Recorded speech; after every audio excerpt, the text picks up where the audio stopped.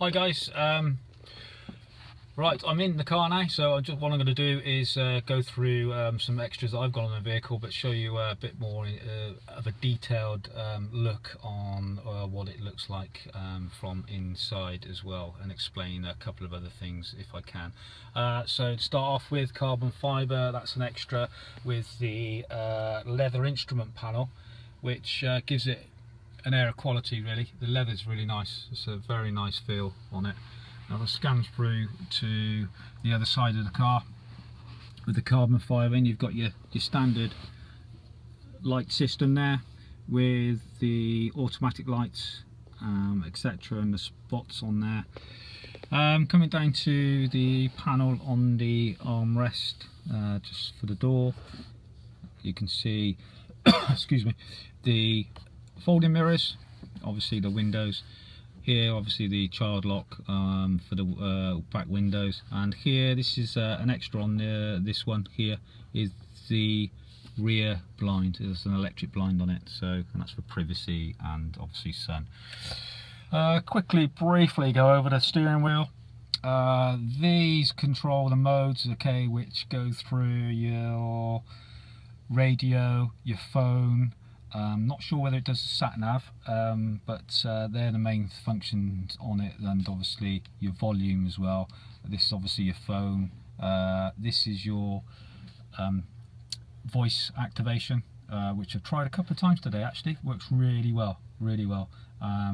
It's got two microphones in this, which picks up obviously your dialect and the words a bit better. It breaks it down, and then feeds that information to the system, and it works a lot better than the old system as I've got on my other vehicle. Over this side you've got the M1s and M2 buttons, which is basically memory buttons for your settings for your driving.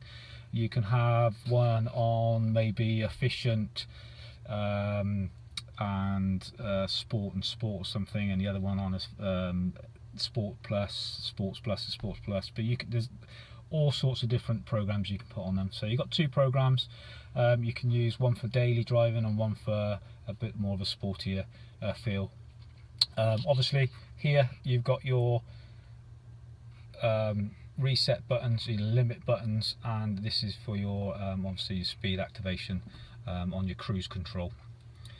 Okay, so just panning across, as you can see by the iDrive, you've got that nice carbon fibre look again, sort of all leather on the handbrake, and a few dials, and a few buttons should I say. Now, what are these buttons? So first of all, this button here is obviously your park assistance or parking controls. This one here, if you've got the surround cameras, this controls your cameras. Now if I press it, I'll show you which cameras these control. Going back up to the screen, and that's your front cameras as previously mentioned in the other vlogs on the outside of it. Right and left on your wings. Used it a couple of times, yeah, it works well, but you still got to be pretty aware of what's going on. Never let the cameras do the work for you. So quickly turn that off. And these here, 1, 2, 3, are your driver settings basically, and that will set the steering, and that sets it to efficient, economy or something like that. But you've got efficient, sport, and comfort. Sorry, it's comfort. Same here, you can set that to comfort, sport, and sport plus. Same here with that as the suspension. This is your traction control. Press and hold, and that turns it off completely. If you press it once, I believe it turns some of it off, but not all of it off. You need to turn it off if you want to use the launch control. I've used the launch control a couple of times in the wet, just basically spun the hell out of the wheels, but great fun, but expensive. This is where you do the launch control, but this button also sets the response time for your throttle and the engine. It almost puts it in a little bit of a sports mode actually. It kicks the engine down a gear or so, and lets you drive it a bit more with a bit more response. So there are a couple of things that I've got added extras on there. I'll briefly go through the list of mine, but as you can see on the screen, that's a screensaver, which is quite a nice little clock. I think you can do other screensavers, but quite like that one. Something a little bit different. As I said, surround view on this one. Got park assist with advanced parking package. Basically what that means, a park assist, it means that it will park parallel parking for you itself, but not fully automatic, not fully automated. You have to control the brake and the throttle. It will do the steering for you. Done it a couple of times, works really well. And if you've got rims like mine, which are 20-inch and they are a few £1,000 for a set of wheels, it saves you from curbing them, hopefully. Adaptive lights with high beam assist, as I said before, which that's controlled by the controller here, this one button down. You put it in high beam, press that button, and then the high beam assist is on. Great system. I've used it only once at night. It works really well. It dips the beam when oncoming vehicles come, but it also puts it onto high beam when there's nothing there. But what it also does is, if there's a vehicle to the right of you, it will dip your right hand light but still keep the left hand light shining down the road or on the verge and around the curb. So that works really well. Quite impressed with that. Also, I found a few LED lights on the side of the lights itself, which they are activated by your steering. As soon as you start turning the steering wheel and going into another road, they activate and shine a light down to the road that you're going down, which I didn't know that had, but yeah, useful feature, but brilliant.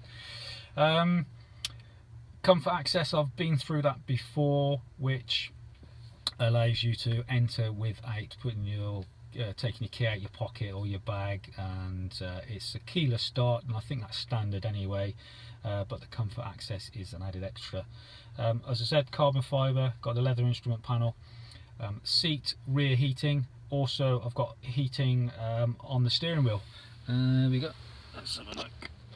That's just a little button to the side under the steering wheel there.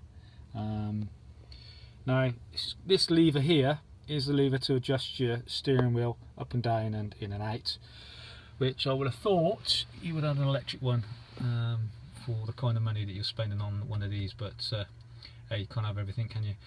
Also electric seats, memory seats on the drivers, but it's got electric seats on the passenger, but not a memory button. Got sunblinds at the back and the rear, two side windows which have sunblinds. Apple Play on this, technology wise, I've got that works quite well. I've tried the Google Maps on Apple Play, but I haven't tried Apple Maps, but the Google Maps work really well. I was looking for a Shell petrol station today, and it came up with the petrol stations and took me straight to the nearest one. And on this one, my speaker system, which I'll scan across, has an upgrade on this as well. It is the Harman Kardon system, which is brilliant. Got on the equalizer, you can set the bass, set the treble and everything, and if you're really into your tunes, it's a really good option to have. I think it's about £240–50 extra, but you do get as standard the advanced loudspeaker system, so that comes as standard. But if you can add that Harman Kardon system, I could definitely recommend it. What else we got? I think that's about it. So I'm sure there's something else I've missed, but if there is, I will go through it with another vlog. Planning to do some other vlogs on how the vehicle works in the different sports modes, as well as your launch control. I'll try and do a launch control one on a nice dry day where I find somewhere nice and quiet, and I shall try and do some other park assist ones, so you get a better idea with how it works. So hopefully you're enjoying the videos. If so, please subscribe, please tick the thumbs up. If you don't like them, tick the thumbs down, and hopefully get some more vlogs out there for you. Okay guys, until the next one, I shall see you then.